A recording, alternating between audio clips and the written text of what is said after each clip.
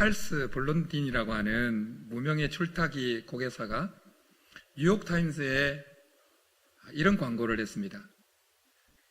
나이가라 폭포 위에 줄을 걸고 그 위를 건너겠다. 이 광고를 듣고 그 기이한 광경을 보고자 5천여 명이 나이가라 폭포 주위에 모였습니다. 줄을 타기 전에 블론디가 모인 사람들에게 이렇게 질문을 던집니다. 여러분 가운데 몇 명이나 제가 저 줄에 올라서 폭포를 건널 수 있다고 믿으십니까? 그러니까 사람들이 막 박수를 쳤습니다. 빨리 올라가라는 소리죠. 그 박수 소리에 힘입어서 블론디가 줄을 타고 나이가라 폭포를 건넜습니다. 그리고 놀랍게도 다시 돌아왔습니다.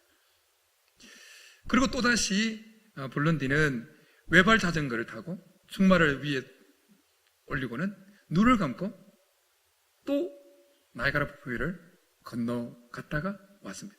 사람들이 흥분했습니다. 흥분이 도가니였습니다. 그래서 블론디가 또 한 번 이런 질문을 던집니다. 여러분 가운데 몇 명이나 제가 누군가를 등에 업고 저 폭포를 건널 수 있다고 믿으십니까? 그러니까 사람들이 또 박수를 막 쳤습니다. 아니, 눈 감고도 건넜는데 저 블론디는 저 줄 위에서 뭐든지 할 수 있다는 생각을 가지고 믿음을 박수로 표현한 것입니다.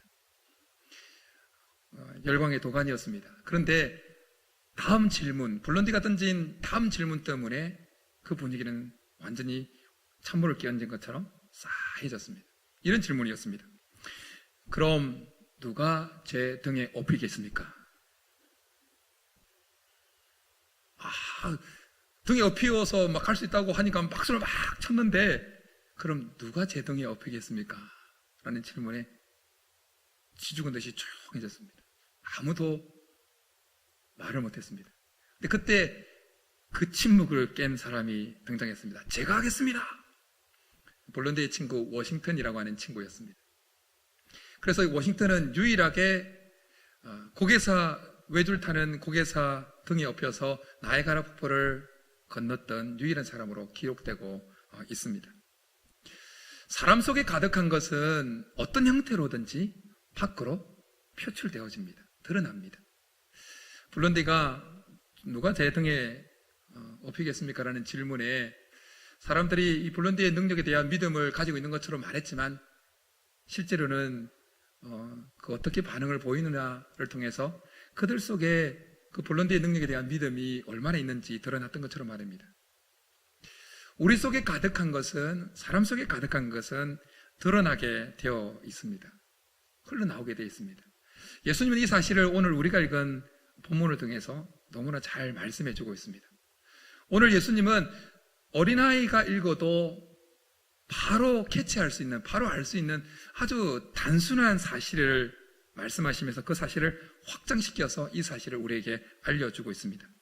열매와 나무의 관계입니다. 열매를 통해서 나무가 어떤 나무인지를 압니다.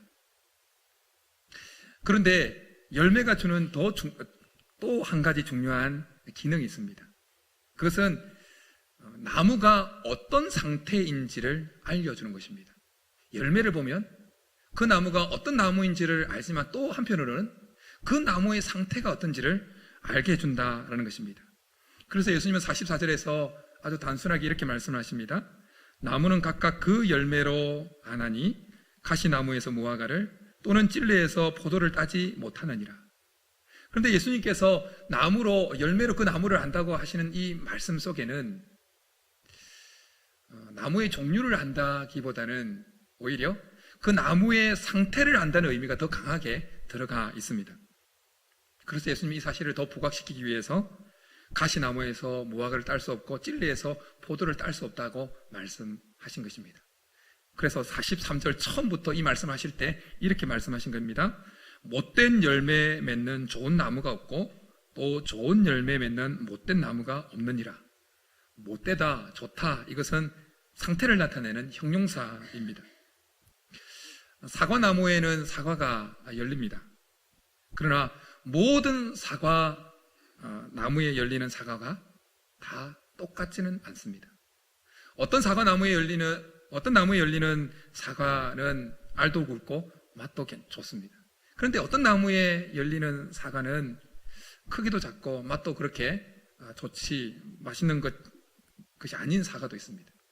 똑같은 나무인데 나무의 상태에 따라서 맺히는 열매가 다르다라는 것입니다. 교회 옥상에 가면 화단이 있습니다. 여러분 한번 심심하시거든 올라와서 보십시오. 안 잡아먹을 테니까. 예. 사택이 바로 옆에 있지만, 예. 작년에 딸기를 심었습니다. 몇 그루 심었는데 꽃도 못 피고 그냥 지나갔습니다. 단연생이기 때문에 올해는 줄기를 쫙쫙 뻗어서 꽤나 이 딸기 나무들이 많이 번식을 했습니다. 딸기밭을 이루었습니다. 그래서 꽃도 피고 그래서 기대를 잔뜩 했습니다. 근데 지난주 설교처럼 너무 크게 기대하면 안 되는데 실망을 했습니다. 왜냐하면 딸기가 맺히긴 맺혔는데 딸기가 생기다 만 정도로 그렇게 된 겁니다. 그것도 그럴 것이 그 땅에 있는 옥상에 있는 그 화단의 흙이 인공 흙이라서 영양가가 거의 없습니다.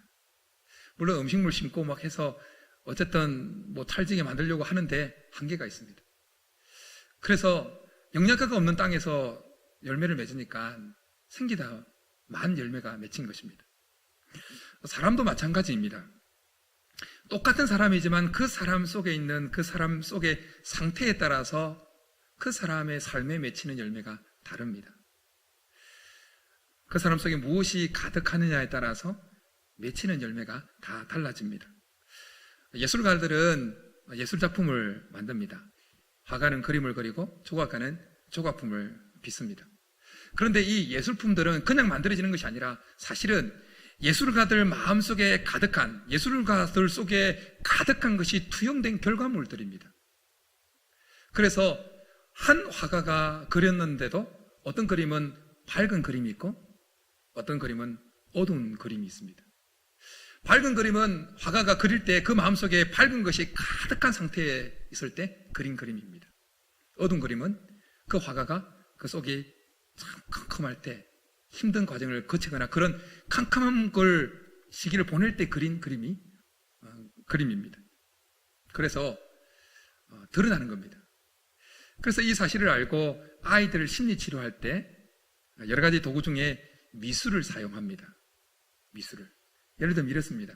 A4 용지에 아이로 하여금 가족 구성원들의 이 모습을 그리라고 그럽니다. 그러면 아이들이 이 가족 구성원의 그림을 그리면서 각각 다르게 그림을 그립니다. 그런데 그 가정에 어떤 가정에 엄마의 목소리가 더 남편보다 아빠보다 목소리가 더 크고 영향력이 더 강한 가정에 있는 아이라면 엄마 아빠 그림을 그릴 때 아빠의 그림을 크게 그리겠습니까? 엄마의 그림을 크게 그리겠습니까? 여러분 똑똑하시군요. 엄마의 그림을 그립니다. 속에 있는 게 드러나기 때문에. 숨고 싶은 마음이 가득한 아이에게 어항을 그려보라고 하면 물고기를 어디에 그릴까요? 어항 속에 당연히 그리죠. 그런데 어항 속에 수초 속에 그립니다. 수초 속에 숨고 싶은 마음. 사람 속에 가득한 것이 드러납니다. 그림만 그럴까요? 글도 그렇습니다. 심지어 성령의 감동하심을 입어서 기록된 이 성경도 성경을 기록하는 도구로 쓰임받았던 성경 기자들이 성경을 기록할 때에 그 마음속에 어떤 상태였는지 그 마음속에 무엇이 가득했는지에 따라서 분위기가 완전히 달라집니다. 그래서 사도 바울의 이 서신서들을 연구하는 성경학자들은 서신서를 연구하면서 사도 바울이 이 서신을 쓸 때 그 마음의 상태가 어땠는지 그 마음속에 무엇이 가득했는지를 찾아냅니다. 감사가, 희망이, 좌절이, 기쁨이 가득했는지를 다 찾아냅니다. 사람 속에 가득한 것은 감출래야 감출 수가 없습니다. 왜냐하면 가득 차면 어떤 방식으로든 흘러 넘쳐 나오기 때문입니다. 저수지에 물이 가득 차면 어쨌든 어느 통로로 통해서 넘쳐나는 것처럼 말입니다. 기쁨과 즐거움이 가득한 사람은 그게 또 기쁨과 즐거움이 어떤 방식으로든 흘러나옵니다. 그러나 반대로 원망과 불평이 가득한 사람은 또 원망과 불평이 여러 통로를 통해서 흘러나옵니다. 그러면 그런 사람들끼리 또 모이는 겁니다. 기쁨과 감사가 흘러넘치면 하나님께서 우리가 지난번 말씀 나눴던 것처럼 서로 끌리게 비슷한 것끼리 끌리도록 만들어 놓으셨다고 말씀드렸는데, 비슷한 것끼리 끌리도록 하나님께서 만들어 놓으셨기 때문에 감사와 찬송을 흘러내는 그 사람은 그 주위에 또 감사와 찬송을 흘러내 보이는 사람이 또 모이는 겁니다. 반대로 불평과 원망이 가득해서 그걸 쏟아내는 그 사람 주위에는 또 그런 사람들이 모여들게 되어집니다. 예수님은 오늘 45절에서 이렇게, 후반절에서 이렇게 말씀하십니다. 이는 마음에 가득한 것을 입으로 말함이니라. 우리 속에 가득한 것을 표출되어지는, 우리 속에 가득한 것이 표출되어지는 제일 흔한 통로가 말이기 때문에 예수님 오늘 말을 언급하신 것입니다. 그래서 한 사람의 말을 잘 들어보면 그 사람 속에 무엇이 가득 차 있는지를 우리는 금방 알 수가 있습니다.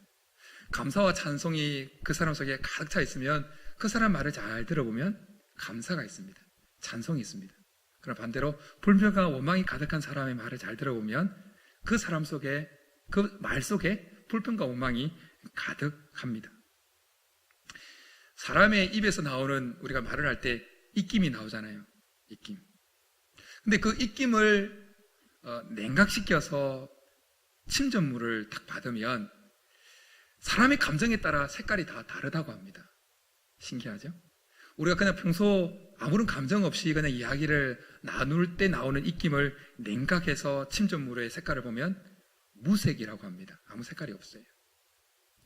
그런데 사랑의 감정을 가지고 대화하는 그 대화 속에서 나오는 입김을 딱 모아서 침전시켜서 침전물을 보면 그 색깔이 핑크색이라고 그럽니다.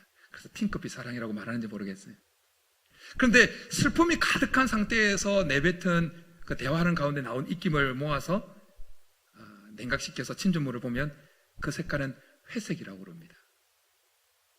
그리고 원망하고 불평하고 독수를 내붓는 그 대화에서 나오는 입김을 모아서 냉각시켜서 침전물의 색깔을 보면 검정색에 가까운 칼색이라고 합니다. 그리고 1시간 동안 독소를 확 내뱉는 그 입김을 모아서 냉각시켜서 침전물을 추출해 보니까 쥐 80마리를 죽일 수 있는 독이 검출됐다고 합니다. 엄청나죠? 신기하고. 그래서 여러분, 누군가로부터 원망의 말, 독서를 듣게 되어지면 어떻게 잠을 잘 자십니까? 막 설치잖아요. 밤잠을 설치잖아요. 왜 밤잠을 설치죠? 그 말에 독이 들어있기 때문에 독에 감염된 겁니다. 그래서 막 설치면서 사실은 해독작용을 하는 겁니다. 해독작용을. 말이 대표적인 표출 통로이지만 우리 속에 가득한 것은 우리의 눈빛을 통해서, 우리의 얼굴 표정을 통해서, 다른 사람을 대하는 태도를 통해서, 행동을 통해서 고스란히 표출되어집니다. 그리고 아까 말씀드렸던 것처럼 그런 것을 표출하는 사람들끼리 같이 모이는 겁니다.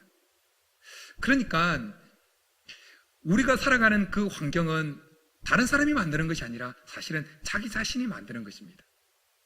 우리 속에 가득한 것대로 표출되어지고, 그러면 표출되어지는 같은 것을 표출하는 사람들끼리 모이기 때문에 결국 내가 살아가는 환경은 누가 만들었냐? 우리 스스로가 만드는 겁니다. 그러기에 우리 속에 무엇이 가득하느냐는 참으로 중요합니다. 우리 인생을 위해서.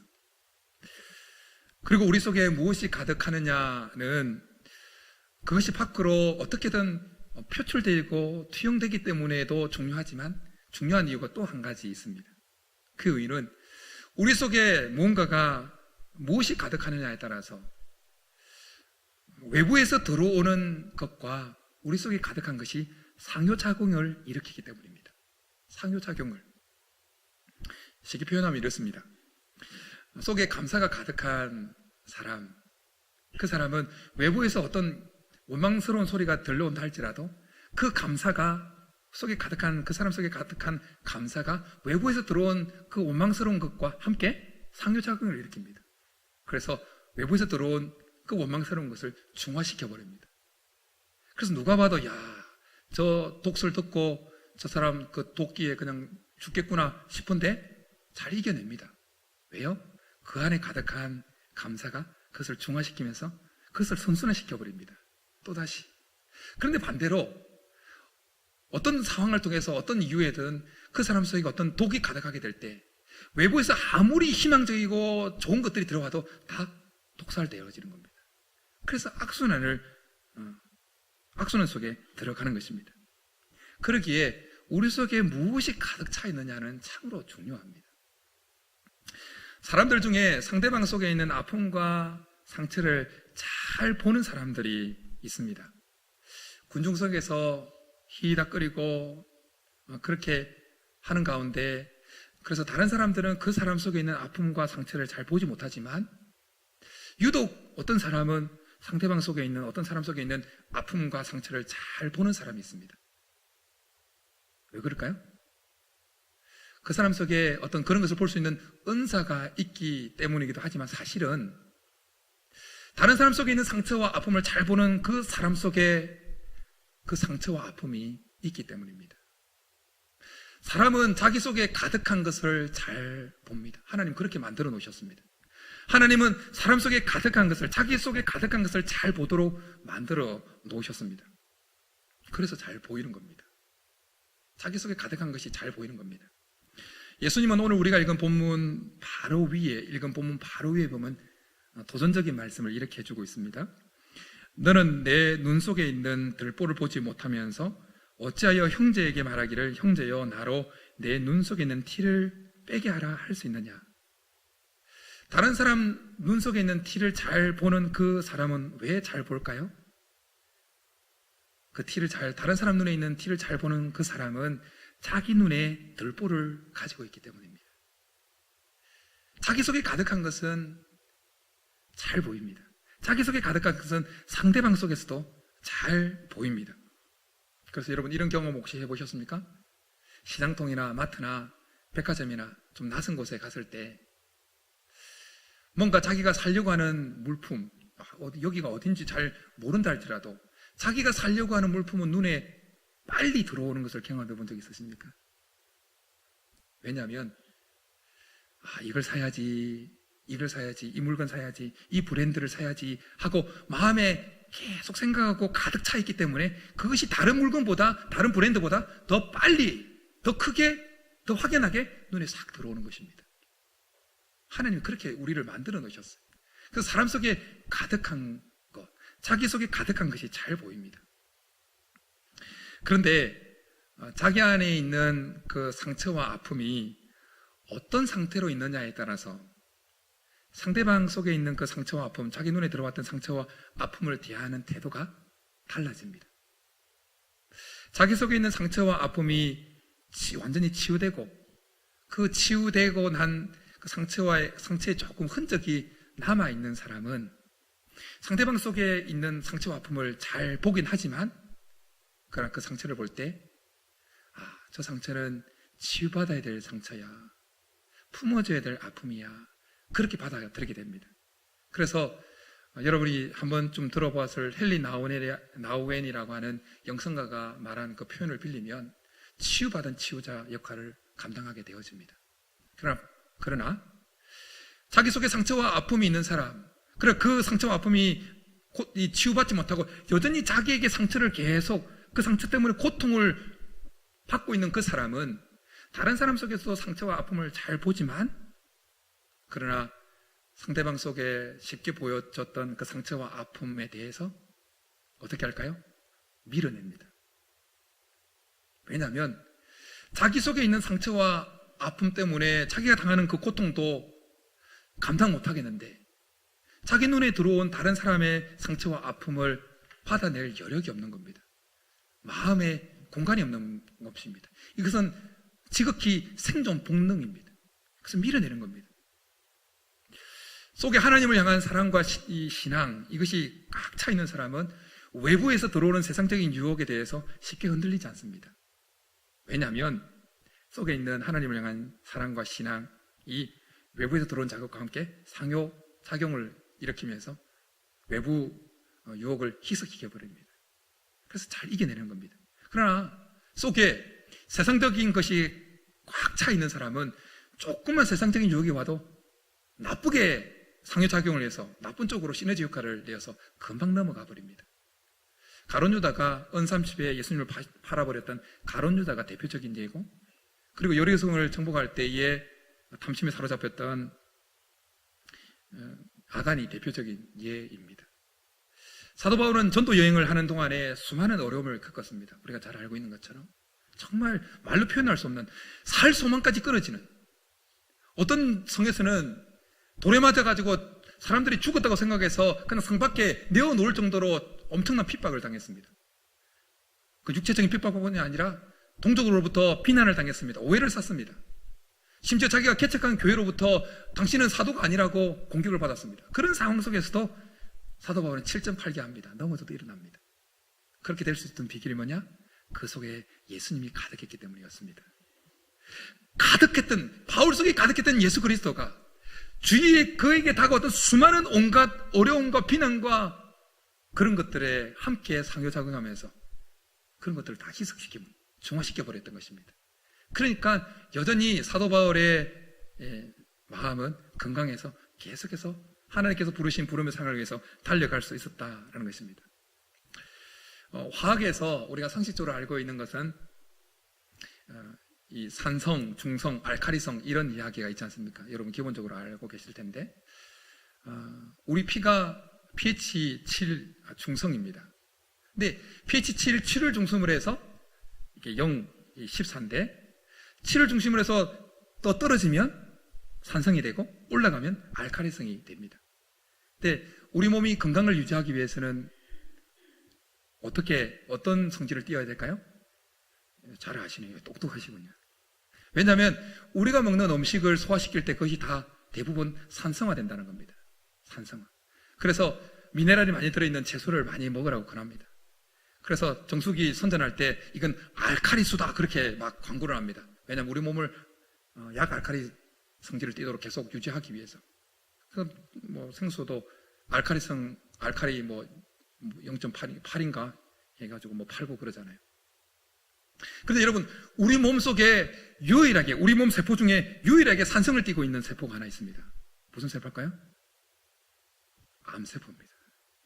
암세포. 암세포는 자기 스스로 산성화시킵니다. 여러분, 우리 속에, 사람 속에 있는 원망과 불평과 시기와 질투와 미움, 이것은 우리의 생각과 영혼과 우리의 마음을 계속해서 산성화시킵니다. 그래서 결국 암세포, 암에 걸리는 겁니다. 그러나 반대로 우리 속에 있는 감사와 찬송과 또 다른 사람을 용서하고 배려하고 품어주고 이런 것은 우리의 영혼, 우리의 생각을, 우리의 마음을 계속해서 알칼리성을 띠게 만듭니다. 그래서 끊임없이 건강하게 만듭니다. 어떤 흑인이 거울 앞에 앉아서 얼굴을 희화하려고 화장을 했습니다. 근데 아무리 화장을 해도 뭐 붓을 바르고 해도 까만 얼굴을 희게 할 수가 없었습니다. 그래서 한순간 거울을 보면서 이렇게 다짐했다고 합니다. 내 얼굴은 비록 검으나 내 마음은 희게 하겠노라. 그리고는 결단을 했답니다. 그러니까 그의 표정이 바뀌고 말이 바뀌고 행동이 바뀌었다고 합니다.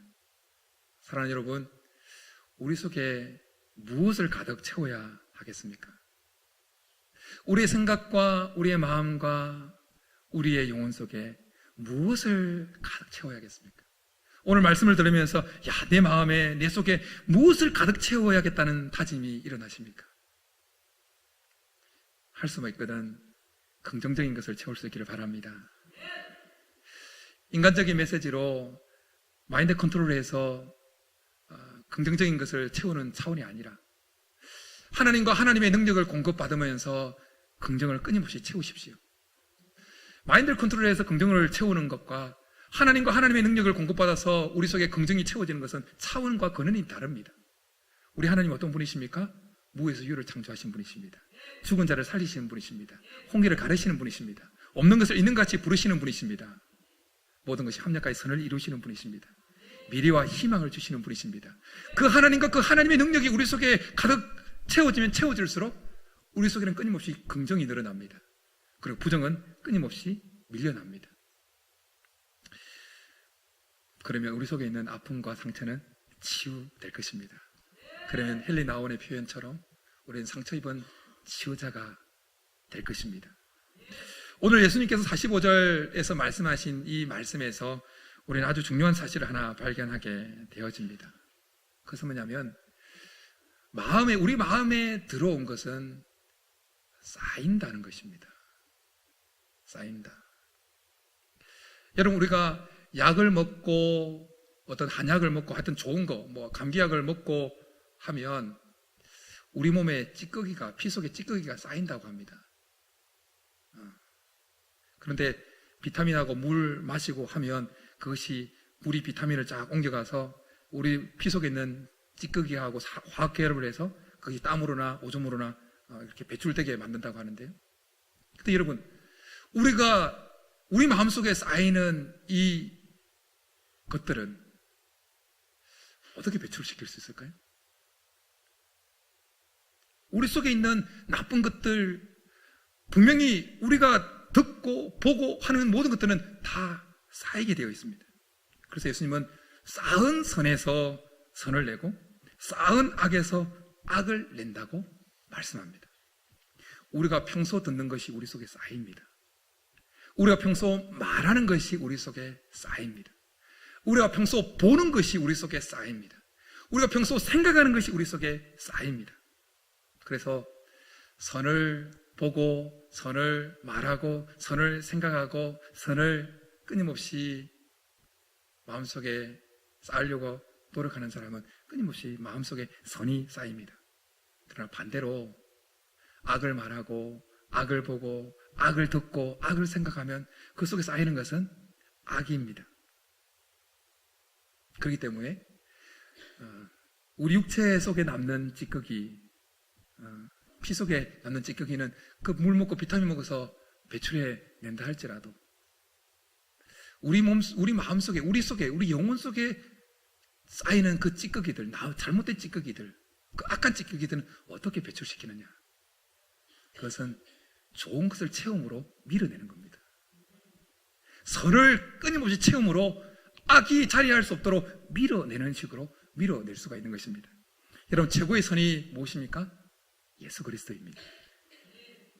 예수 그리스도가 최고의 선입니다. 할 수 있는 한 예수 그리스도를 묵상하십시오. 할 수 있는 한 십자가를 바라보십시오. 할 수 있는 한 예수님이 행하셨던 그 행동을 잘 바라보십시오. 그리고 우리 대화 중에 예수님이 주제가 되시고 예수님의 성품이 주제가 되고 예수님이 말씀하셨던 그 말씀이 주제가 되도록 해보십시오. 그러면 우리 속에 최고의 선이 쌓일 겁니다. 예수 그리스도가 쌓일 것입니다. 우리가 몸의 건강을 유지하기 위해서 매일 먹잖아요. 밥을 매일 먹습니다. 우리의 마음에, 우리 속의 건강을 유지하기 위해서도 우리가 매일 뭔가를 먹어야 됩니다. 뭘 먹어야 될까요? 마음을 먹어야 됩니다. 어떤 마음일까요? 네. 사랑하고 겸손한 마음입니다. 배려하는 마음입니다. 용서하는 마음입니다. 품어주는 마음입니다. 그 종합 세트를 말하면, 한마디로 말하면 예수 그리스도의 마음입니다. 제자들을 볼 때 예수님은 제자들의 그 연약함을 내치지 않냐고 품으셨습니다. 세리와 죄인들의 친구가 되셨습니다. 간음중에 잡힌 여인을 품으셨습니다. 용서하셨습니다. 예수 그리스도의 마음입니다. 예수님은 우리에게 말씀하셨습니다. 나는 생명의 떡이다. 그리고 마지막 6월절 만찬 때 떡을 나눠주시면서 이는 내 몸이다. 먹으라 말씀하셨습니다. 우리를 끊임없이 최고의 선이신 예수님을 끊임없이 먹어야 되는 것입니다. 그분을 묵상하고 바라보고 말하고 생각하면서 최고의 선이신 예수님을 끊임없이 먹을 때 우리 속에 잘못된 악한 것들은 빠져나가는 겁니다. 이번 한 주간 예수님을 더 묵상할 수 있길 바랍니다. 그런데 혹시 우리 중에 예수님을 묵상하고 하는 것이 좀 힘겹다, 이게 뭔지 잘 모르겠다 라고 하는 분들이 있다면 좀 쉽게 할 수 있는 방법을 알려드리겠습니다. 그것이 어렵다면 예수님의 성품을 많이 닮은 사람과 할 수 있거든 가까이 하십시오. 어떤 사람 속에나 누구에게나 단점과 장점이 있습니다. 부정적인 요소와 긍정적인 요소가 다 있습니다. 그런데 할 수 있거든 사람 속에 있는 긍정적인 것을 보려고 하는 사람과 가까이 하십시오. 할 수 있거든 감사하는 사람과 같이 하십시오. 미래와 희망을 언급하는 사람과 같이 하십시오. 그러면 자연스럽게 자기도 모르게 선한 것이 쌓이게 되어 있습니다. 그러면 자기도 모르게 밖으로 투영되어지는 것이, 투영되는 눈빛이, 말이, 행동이, 다른 사람을 대하는 것이 선한 것이 흘러가게 되어 있습니다. 바라기는 우리 각자 속에 정말 좋은 것들만 채워지기를 축복합니다. 그래서 혹시 우리 속에 나쁜 것이 쌓여 있었다 할지라도 좋은 것이 끊임없이 채워짐으로 그것이 나쁜 것들이 밀려날 수 있기를 바랍니다. 그래서 결국 우리를 통해서 우리 밖으로 흘러나가는 그 모든 것들이, 말이나 눈빛이나 태도나 그 모든 것들이 좋은 것들만 흘러나갈 수 있기를 축복합니다. 그리고 우리 속에 정말 좋은 것들만 가득 차고 넘쳐서 가득하고 있어서 아무리 주위에 나쁜 것들이 막 밀려온다 할지라도 그것을 우리 속에서 중화시켜서 오히려 그것이 더 좋은 것으로 바뀌어서 더 좋은 것으로 흘려보내는 그런 믿음의 성도들 될 수 있기를 주님으로 축복합니다. 이 시간 우리 말씀 생각하면서 최고의 선이신 예수님을 우리의 마음에 모셔드리도록 하겠습니다. 오 나의 자비로운 주여,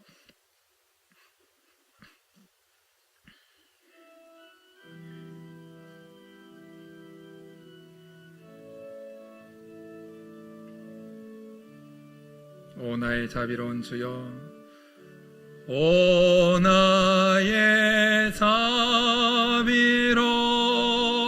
주여, 나의 몸과 영혼을 주님 은혜로 다 채워주소서.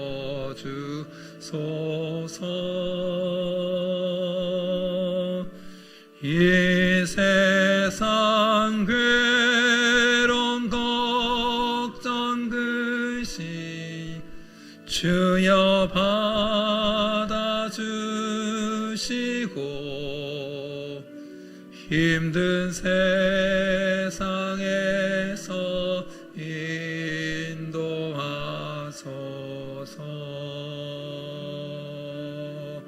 예수, 오 예수, 예수,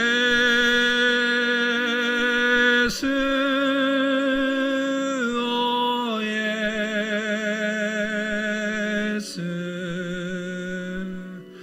지금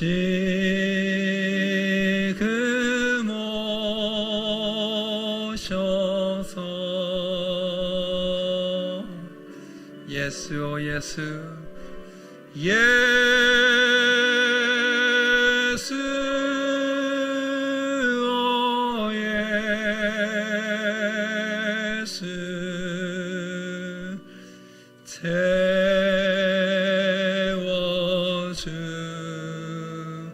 채워주소서. 우리 말씀 생각하면서 같이 기도하며 나가겠습니다. 이 시간 하나님 앞에 우리의 마음을 내어놓고, 하나님 정말 좋은 것들만 우리 속에 가득 채워지게 도와달라고. 그래서 어떻게든 우리 속에 가득한 것이 밖으로 투영될 텐데, 흘러갈 텐데, 정말 좋은 것들만 흘러갈 수 있도록 흘러내보내는 그러한 성도 믿음의 자녀 되게 도와달라고. 우리에서 정말 좋은 것들만 가득 차서 아무리 나쁜 것들이 우리에게 밀려온다 할지라도 우리 속에서 중화시키고, 상호작용이 일어나서 중화시켜서 오히려 그것을 더 좋은 것으로 흘려보내는 그러한 축복의 통로가 되게 도와달라고. 이제 우리의 마음을 내어드리며 말씀 생각하면서 우리 기도하며 나가겠습니다. 기도드립니다. 살아계신 하나님 아버지, 이 시간 우리의 마음을 내어드립니다. 최고의 선이신 예수님께서 우리 마음에 더 가득 임하여 주옵소서. 하나님, 그래서 우리 속에 있는 잘못된 것들이 끊임없이 빠져나가고 또 빠져나가고 또 빠져나가서 우리를 통해서 우리의 말과 우리의 행동과 우리의 눈빛과 심지어 우리의 입김을 통해서 나가는 그 모든 것들이 좋은 것들만 흘러갈 수 있도록 주님, 우리의 마음을 내어드립니다. 좋은 것들로만 우리를 채워주옵소서. 좋은 것들로만 우리의 속이 꽉 차게 도와주옵소서. 최고의 좋으신 분인, 최고의 선이신 예수님이 우리 속에 꽉 차게 도와주옵소서. 그래서 아무리 나쁜 것들이 밀려온다 할지라도 우리 속에 꽉 차있는 최고의 선이신 예수님이 상호작용을 일으키시면서 그것을 오히려 더 좋은 것으로 바꾸어 흘러보내는 축복의 통로로 쓰임받는 믿음의 성도들 되도록 역사하여 주옵소서. 살아계신 하나님 아버지, 우리의 마음을 주님 앞에 내어놓습니다. 우리의 속이 정말 좋은 것들로만 채워지게 하여 주옵소서. 우리 속이 정말 좋은 것들로만 채워지게 하여 주옵소서. 좋은 것 중에 최고로 좋은 것, 최고의 선이신 예수님이 우리 속에 꽉 차게 도와 주옵소서. 그래서 어쨌든 우리 속에 가득한 것이 밖으로 표출되어지고 투영될 테인데, 밖으로 나가는 그 모든 것들이 좋은 것들만 흘러나갈 수 있도록 은혜를 베풀어 주옵소서. 우리 속에 정말 좋은 것들만 가득 차서 아무리 나쁜 것이 우리 속에 들어온다 할지라도 그것이 나쁜 것을 중화시키고 오히려 더 좋게 만들어서 흘러보내는 축복의 통로로 쓰임받는 믿음의 성도를 다 되게 도와 주옵소서. 그렇게 해주시기를 간절히 바라고 나오며 예수님의 이름으로 축복하며 기도드립니다. 아멘.